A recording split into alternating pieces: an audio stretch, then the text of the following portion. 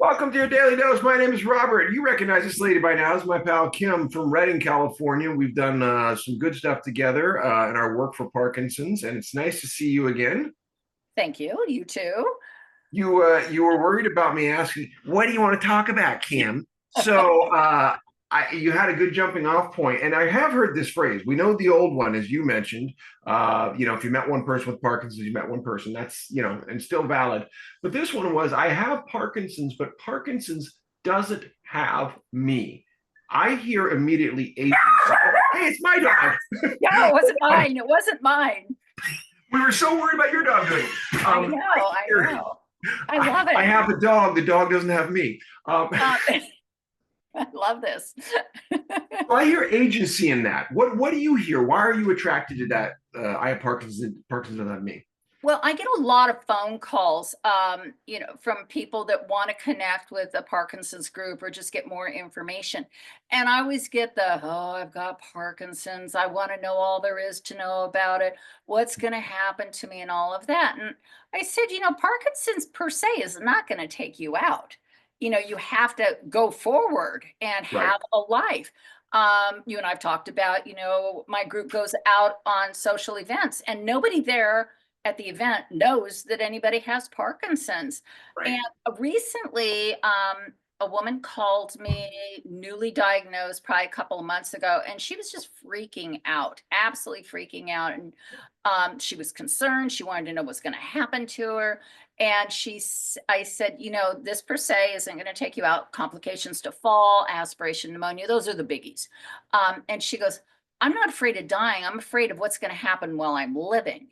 And I Yeah. thought that was pretty profound. And then she asked me um, if I'm your best friend and I tell you I have Parkinson's, I just got diagnosed, what would you tell me? And Mm, I thought that was a pretty decent question because doctors, they only have so much time. I mean, they can't right. just give you the diagnosis, let you digest it in the office, and then ask the myriad of questions and all of that bit. Um, so trying to put forth that you are more than Parkinson's, you're still a person. What Yeah. you do with that is so important. And not just, sitting on the couch going, poor me, I have Parkinson's and now I'm going to die. Right. If I may, I'm going to tell you what I told her.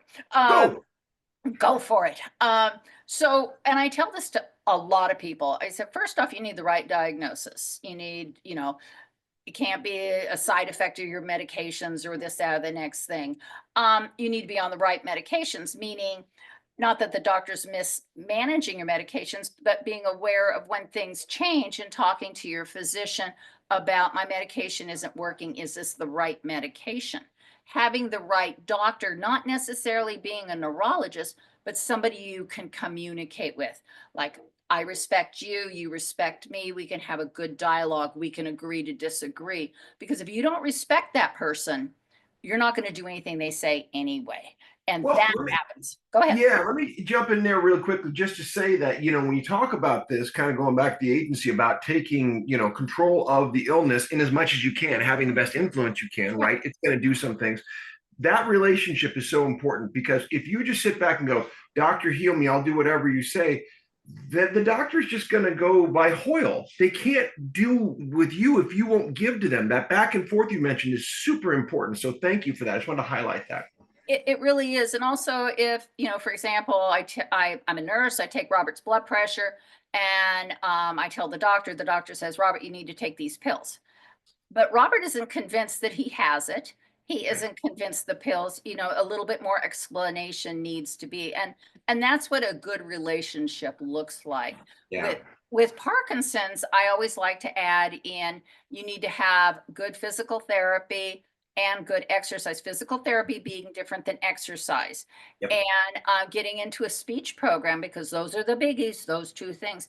But then getting into a support group or a support, I won't say support system because we all have people that will support us, but I was talking to a friend today and she said, my husband loved the support group because as his disease progressed a little bit, he kind of lost connection with his friends. And those people in the group became his new friends, his new people. They got it. And just like as we get older, our friends change. I Yeah. think this is just an added level to that. So that's kind of what I told her is these are the things you need to do to keep on top of it and so that it doesn't take over your entire life. Years ago, I had a woman say, because I was saying this, and she said, I take care of my husband. It's a 24/7 job. I don't get any breaks. And her husband walked in the room. He had conversations going on. And I'm thinking, you poor woman, you're letting this rule your life. So, Yeah.